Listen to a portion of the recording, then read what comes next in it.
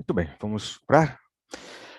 Ó Deus, nós queremos te agradecer agora pelo estudo da tua palavra, te agradecer, ó Deus, por este dia que o Senhor nos deu, em cada momento dele, em cada situação que vivemos.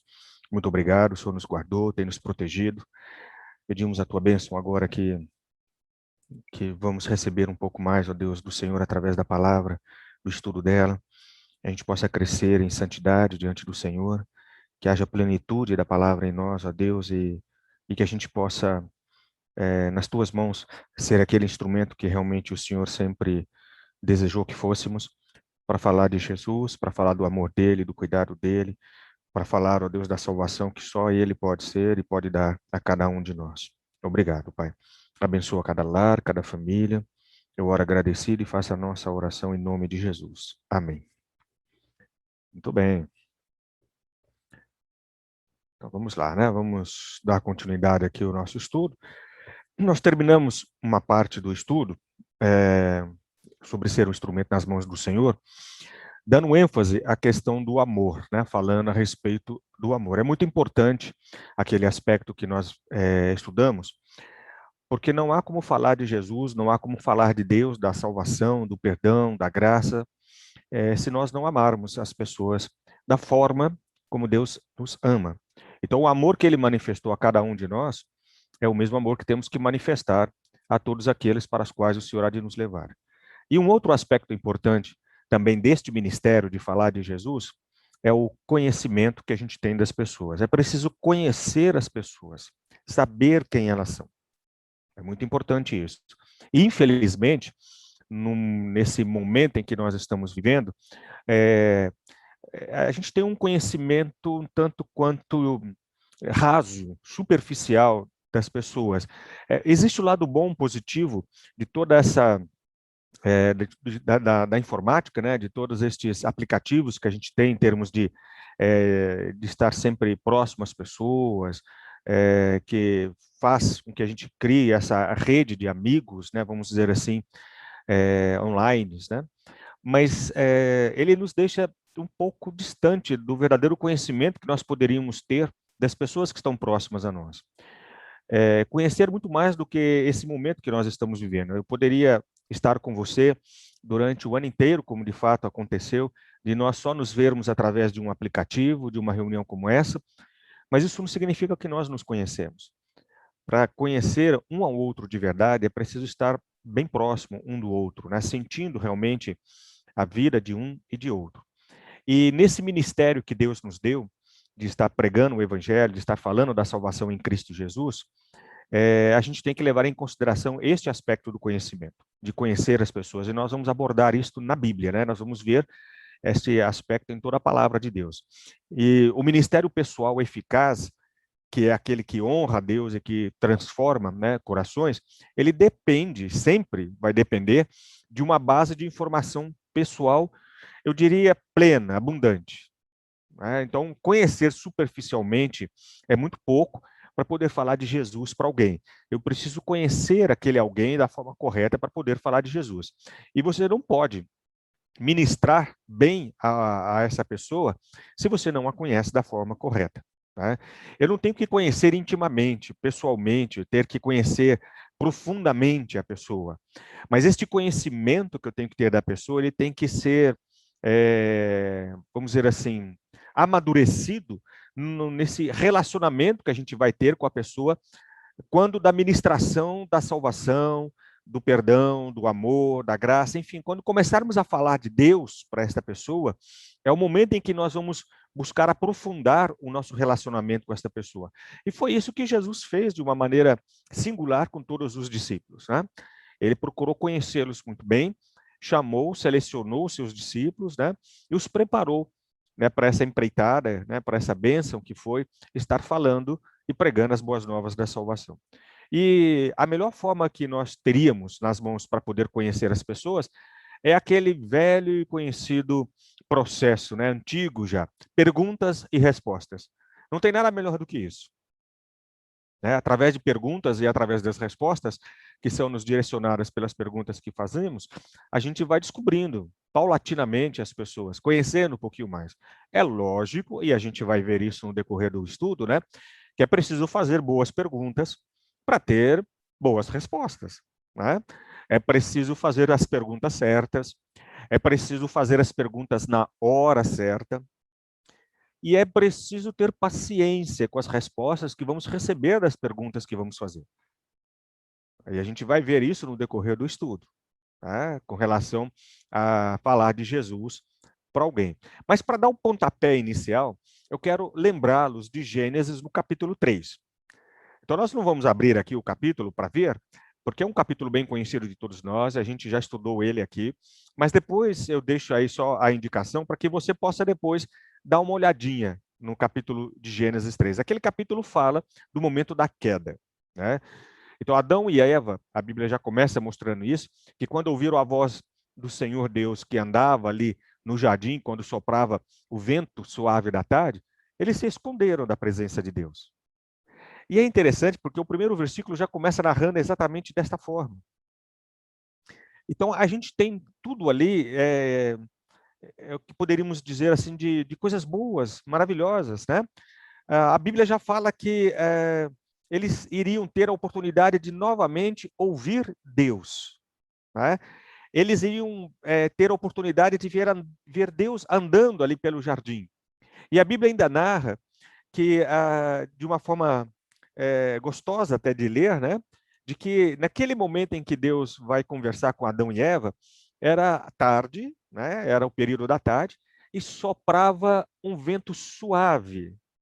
Então, assim, eu fico imaginando a cena e fico pensando que naquele momento no Éden, como era à tarde, né, o período da tarde, provavelmente Adão e Eva já tinham almoçado, preparado a sua refeição. E se estava soprando aquele vento suave da tarde, eu fico imaginando Adão ali recostado, cochilando, né, fazendo a sua siesta. E talvez esperando, né, o Senhor passar para novamente eles terem aquela conversa que foi algo recorrente nos dias anteriores. Só que a Bíblia fala que nessa situação, especificamente, eles estavam escondidos de Deus. Escondidos de Deus, Adão e Eva, como se realmente pudéssemos, né, esconder do Senhor. Mas vamos lá.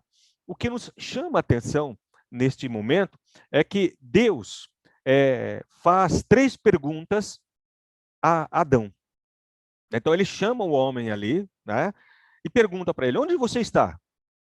É lógico que essa pergunta de Deus não revela a ignorância de Deus com relação a onde o homem poderia estar. Deus é onisciente, ele conhece todas as coisas, ele sabe de tudo, ele vê tudo.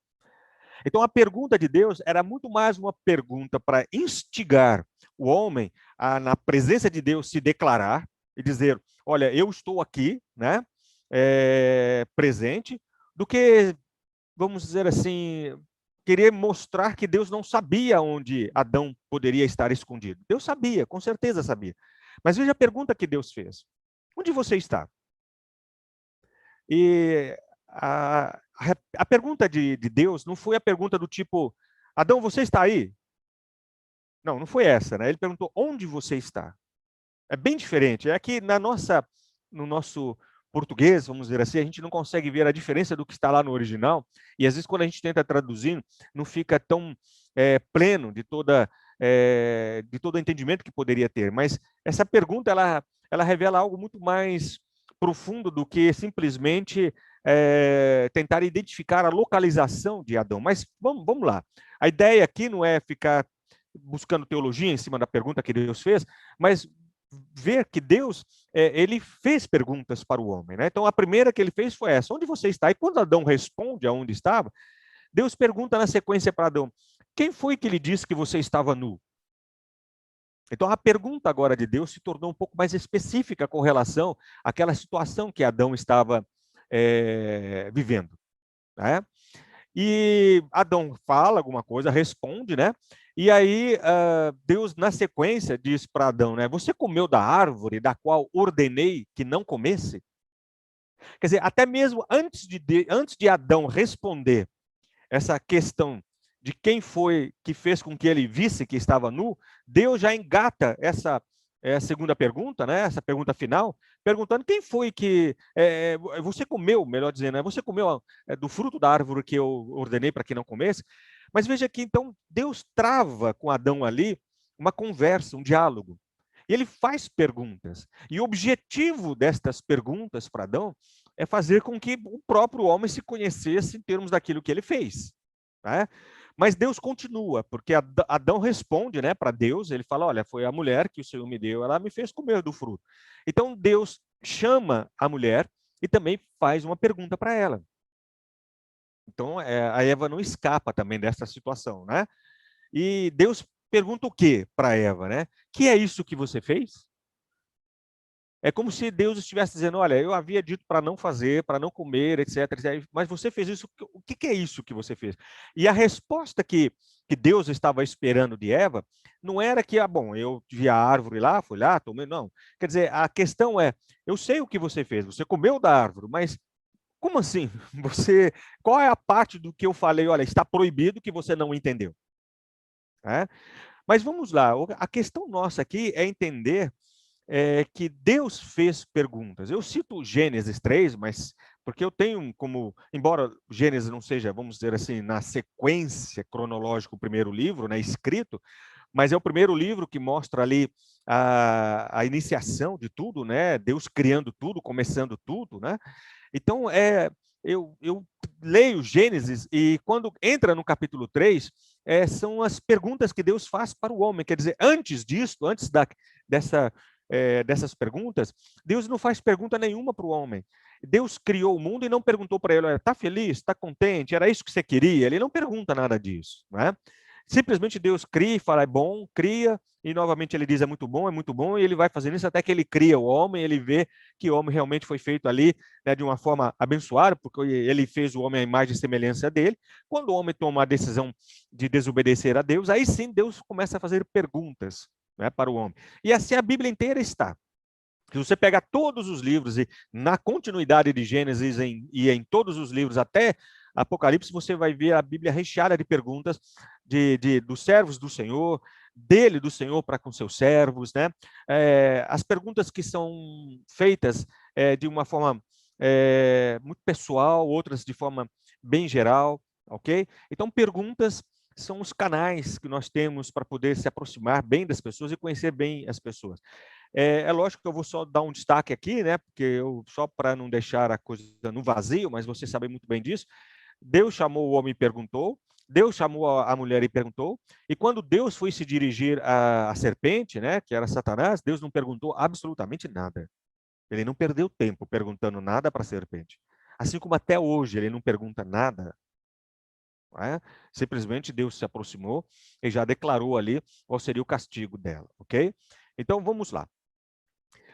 Eu quero, pensando desta forma, né, nas perguntas, né, que a gente tem que fazer e teríamos que fazer boas perguntas para conhecer bem as pessoas para as quais nós vamos falar de Jesus, eu quero ver com você 4 princípios, né, que nós devemos ter em mente para fazer boas perguntas, né, e com isso buscar conhecer um pouco mais as pessoas que estão aí, vamos dizer, na nossa esfera de atuação ministerial. Como eu falei no começo, perguntar é importante para conhecer as pessoas, mas você tem que fazer perguntas realmente sábias, né?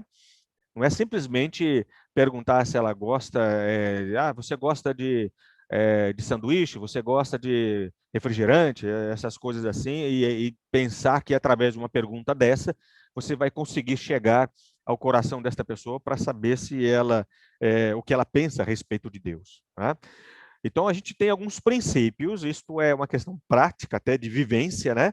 A gente tem alguns princípios estabelecidos, né, por alguns até terapeutas, por alguns entendidos na área de comunicação, que nós deveríamos levar em consideração e aproveitar, né, vamos aproveitar estes princípios que vamos conhecê-los, para realmente aprender a fazer perguntas que vão escavar o coração das pessoas, né, buscar ali na alma das pessoas o que elas são, para que a gente possa aproveitar e falar de Jesus para elas. Então, o primeiro princípio que nós temos, sempre faça perguntas abertas. Ou seja, perguntas que não possam ser respondidas com um sim ou um não. Ok? Perguntas que a gente... perguntas fechadas, elas não mostram para nós a realidade daquilo que precisamos ter para falar de Jesus para alguém. Eu vou citar um exemplo. Né? eu olho para uma pessoa, um amigo, né, que me procura, ele quer um aconselhamento, né? É um amigo, não é crente nem nada, e ele está namorando e ele vai casar, ok? E ele gostaria de ter alguns conselhos, ele sabe que eu sou pastor. E aí, então, eu me aproximo dele, vou conversar com ele, papo vai, papo vem e tal. Na minha conversa, eu pergunto para ele assim, você quer casar com esta mulher? Esta pergunta vai trazer uma resposta do tipo sim ou não. Mas como ele quer casar, ele vai dizer sim. Só que é uma pergunta fechada. Ela é bem diferente se eu fizesse a seguinte pergunta: por que você deseja no coração casar com esta mulher? Aí ele vai pensar, bom, como assim? Ele pode até, né, que às vezes a gente fica pensando e ainda até a resposta vir, a gente começa a perguntar para aquele que está nos entrevistando mais alguma coisa. Fala, o que que você vê nela que desafia você a querer casar com ela? Aí pronto, ele vai ter que pensar, ele não vai poder responder só sim, não. Então, quando estivermos falando de Jesus para alguém, as nossas perguntas não podem ser do tipo simplesmente, você crê em Deus? Porque se você falar assim para ela, olha, você crê em Deus? A resposta pode ser um sim, pode ser um não, mas é uma resposta fechada. E é uma resposta que não revela absolutamente nada. Ainda que essa pessoa fala sim, eu creio, isso não revela que ela crê. A Bíblia fala que até o diabo crê. Isso não significa que ele está salvo. Então, perguntar para uma pessoa, você crê em Deus, é muito subjetivo, é muito geral, é muito fechado. Né? A nossa pergunta teria que ser um pouco mais profunda, para tirar dela uma convicção ou não de uma fé no Deus que nós estamos falando. Né? As perguntas abertas, elas não podem ser respondidas sem que a pessoa revele o que ela está pensando. Certo? Por isso que nós não devemos fazer para as pessoas perguntas abertas neste aspecto. Né? Nesse aspecto, perguntas fechadas, melhor dizer, neste aspecto, né? de poder falar de Jesus para ela. Né? E quando eu faço uma pergunta aberta, mais profunda, né? Ela não vai poder responder simplesmente sim ou simplesmente não. Você crê na Bíblia? Sim. É uma pergunta fechada.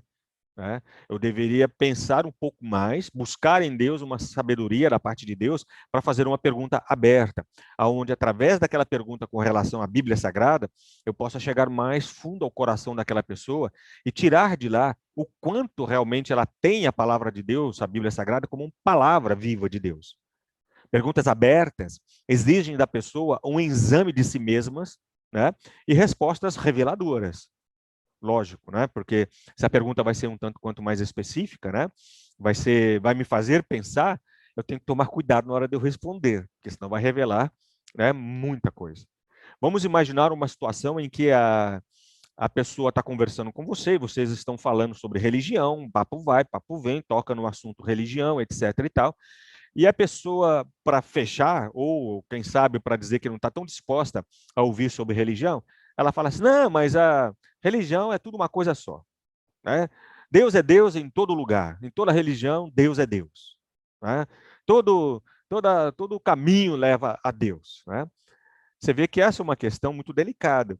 E para nós tratarmos uma pessoa que pensa desta forma, a gente não pode simplesmente vir, né, até a pessoa, ir até a pessoa, melhor dizendo, com uma pergunta fechada. A gente tem que abrir o leque e falar e perguntar algo mais profundo a respeito disso. Então, o primeiro princípio é esse, né? Faça sempre perguntas abertas. A gente mais à frente, numa outra etapa do estudo, a gente vai dar exemplos de perguntas assim. A gente vai, inclusive, fazer uma dinâmica, né, no grupo nosso aí, de perguntas abertas e perguntas fechadas, ok?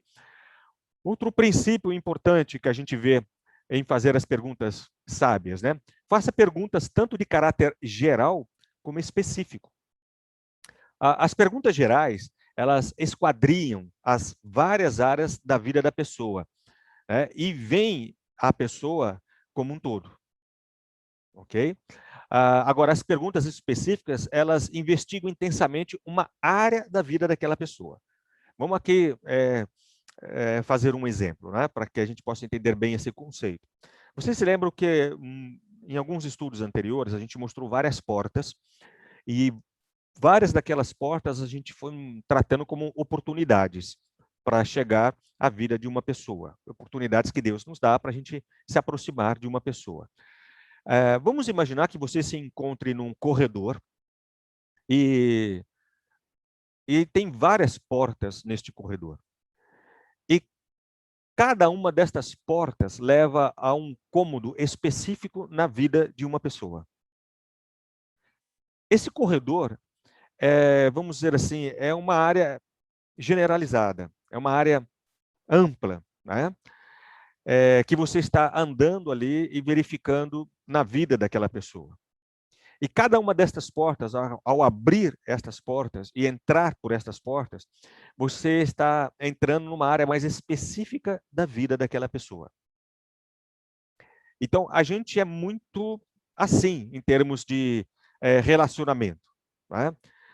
As nossas perguntas, na maioria das vezes, são perguntas de caráter geral. Isso tem o seu aspecto positivo. Mas, às vezes, a gente precisa caminhar um pouco mais para uma questão mais específica. Quando eu falo para alguém assim, olá, como vai? Tudo bem? Eu estou andando dentro de um aspecto geral, porque esse olá, como vai? Tudo bem? É algo comum em todos os lugares para onde a gente vai. E é até sabido entre nós, né, que quando alguém pergunta assim, oi, tudo bem? Não é para a gente responder se realmente está ou não está tudo bem. É uma forma, né, de saudar as pessoas ou de dizer oi para as pessoas. Ela, na verdade, muitas vezes, ela não está querendo saber se está tudo bem. É só dizer, sim, tudo bem. E você, como é que vai? Eu vou bem. Tá? Então, isso é ter um aspecto muito geral. Agora, quando a gente se aproxima de uma pessoa e diz para ela, olá, como vai? Está tudo bem? Ok, eu estou indo por uma situação de caráter geral. Mas agora eu preciso caminhar para algo mais específico. Eu estou vendo no seu semblante que você está um pouco triste, um pouco abalado. Eu estou olhando os seus olhos um pouco caídos. Podemos conversar um pouquinho sobre isso? Você quer conversar comigo alguma coisa? Você quer compartilhar comigo alguma coisa? Então eu saí de uma situação geral de olá, como vai? Tudo bem? Para algo um tanto quanto mais específico. Mas eu precisei passar por essa questão geral. Eu precisei chegar, né, nessa pessoa e dizer, oi, como vai? Tudo bem? E ela pode até responder, sim, tudo bem. E eu posso olhar para ela e falar, olha, desculpa, posso estar enganado, mas eu acho que não. Estou sentindo que você está um pouco triste. Aconteceu alguma coisa? Posso te ajudar em alguma coisa? Eu estou me tornando um pouco mais específico. E quando eu vou para perguntas mais específicas, começo a entrar por esta vinheta, né? Então, eu começo a ter ali o privilégio de investigar a área da pessoa, a vida da pessoa. Né? Um amigo me procura, ele está com um problema financeiro. E aí, como é que você está com essa questão financeira? Ah, a minha vida está atrapalhada, estou devendo meio mundo e não sei o que fazer. Ok, ainda estou no campo geral. Eu falo, tá bom, vamos lá, deixa eu entender como é que está a sua vida financeira. Aí eu escuto tudo o que ele está falando. Aí eu começo a fazer perguntas mais específicas. Você tem cartão de crédito? Você tem limite? Quantas contas correntes você tem? O que você está devendo? Você está devendo só para banco? Está devendo para algum amigo? Está devendo para alguém que você pediu emprestado? Por que você está devendo? Você gastou? Aí eu começo a caminhar numa situação mais específica. Né? Agora, é lógico que perguntas de caráter geral ou perguntas de caráter específico, pastor? Olha, saber como fazer cada tipo de pergunta é uma questão de sabedoria. E eu diria até que é uma questão até de vivência. Né? Na medida em que você vai ser direcionado pelo Espírito Santo para estar conversando com as pessoas, e aqui num caso específico para falar de Deus, para falar da salvação, para falar do amor, do perdão de Deus, Deus vai dar a direção ali, o Espírito Santo vai falar ao seu coração de uma forma que você vai começar, talvez tratando por umas questões de uma forma mais generalizada, até caminhar para um aspecto mais específico, ok? Mas o segundo princípio é este. Nós também vamos lidar com alguns exemplos mais à frente a respeito disso, né? O terceiro princípio que a gente tem para fazer perguntas sábias, né? Lembre que determinados tipos de perguntas revelam determinados tipos de informações. Eu sei que parece que eu estou chovendo no molhado, mas isto é tão só e unicamente para que a gente possa entender que para eu extrair uma informação de alguém, a minha pergunta vai mostrar isto ou não. Às vezes eu estou pensando em algo, estou querendo saber algo e estou fazendo uma pergunta que não vai me revelar isto. Então, às vezes eu estou tratando o coração de alguém que está precisando entender o perdão de Deus para a vida dela, mas eu estou fazendo perguntas erradas. Né? Então, as perguntas vão revelar as informações que eu preciso, né? E para preencher as lacunas do meu conhecimento, do nosso conhecimento a respeito de uma pessoa, nós precisamos constantemente perguntar a nós mesmos o que nós sabemos daquela pessoa. Ok? A, a, a, a irmã, ela é casada e o esposo dela não é crente, né? Ainda não aceitou a Jesus como Senhor e Salvador. Mas ela tem no coração um desejo muito grande de ver o seu cônjuge, né, o seu esposo, se rendendo ali aos pés de Jesus, declarando, né, a sua fé em Jesus Cristo, né? Então, ela sente que Deus está usando a vida dela como um instrumento para realmente falar do amor de Deus para aquela vida, né, para o seu marido. É, ela vai ter que lidar na presença de Deus, no altar de Deus, com Deus, em oração constantemente, para entender quais são as perguntas que realmente ela deveria estar levando até o seu esposo, até o seu marido, para tirar dele algumas informações que ela precisaria para entender aonde Deus quer atuar na vida dele, né? E para eu entender a natureza dessas perguntas, para que possa extrair daquela pessoa as informações que eu preciso, muitas vezes eu tenho que me perguntar: será que eu conheço bem o meu cônjuge? Conheço ele mesmo? Ele está dizendo que não quer nada com Deus, mas será que ele não quer mesmo? Será que ele não está, na verdade, com medo de alguma coisa? Será que no passado ele sofreu, né, como alguém que falou de Jesus, etc e tal, e ele começou a pensar que esse negócio de Deus, de Jesus na vida dele, ou de igreja na vida dele, é tudo uma invenção humana, e ele teve uma decepção no passado, por isso que hoje ele não quer saber nada de igreja? Então eu preciso realmente fazer certas perguntas para entender, para mim mesmo, né, para eu entender o quanto eu sei da vida daquela pessoa. Ok? E às vezes até para um amigo, né? Vamos passar de um exemplo do cônjuge para um amigo, né? Tem um amigo e quero falar de Jesus para ele. E este amigo tentou tirar a própria vida, né? Tentou aí um suicídio. E aí eu vou para ele cheio de questões sobre a ira de Deus, o amor de Deus, a justiça de Deus. Olha, Deus não quer que você faça isso, cuidado, porque se você tirar a sua própria vida, então, olha, aí vai acontecer isso, vai acontecer aquilo e tal, e por aí vai, né? Só que antes de eu entrar com esse tipo de pergunta para aquela pessoa que tentou tirar a própria vida, eu tenho que me perguntar, eu que sou amigo dela, o quanto eu conheço aquela pessoa. Quer dizer, ela tentou tirar a própria vida, mas por quê?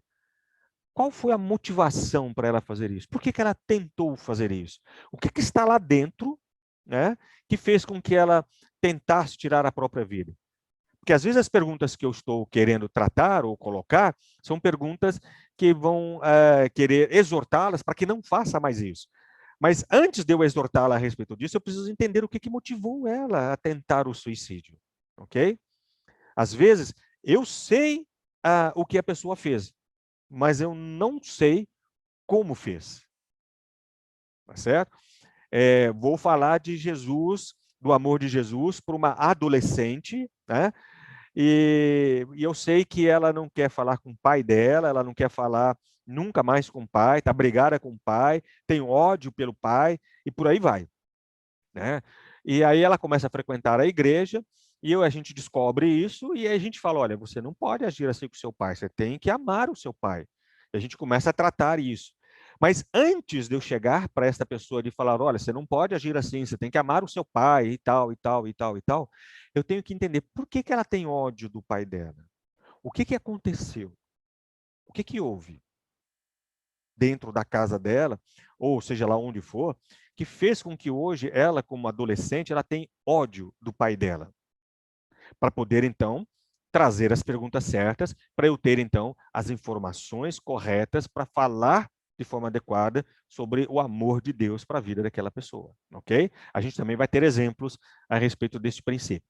E o quarto e último princípio é faça uma linha de perguntas progressivas. A gente viu isso em Gênesis. Naquele momento de Gênesis ali em que Deus fez aquelas perguntas para Adão e fez aquela pergunta para Eva, se você prestar atenção, foram perguntas que foram se somando à situação, problema que Adão estava enfrentando.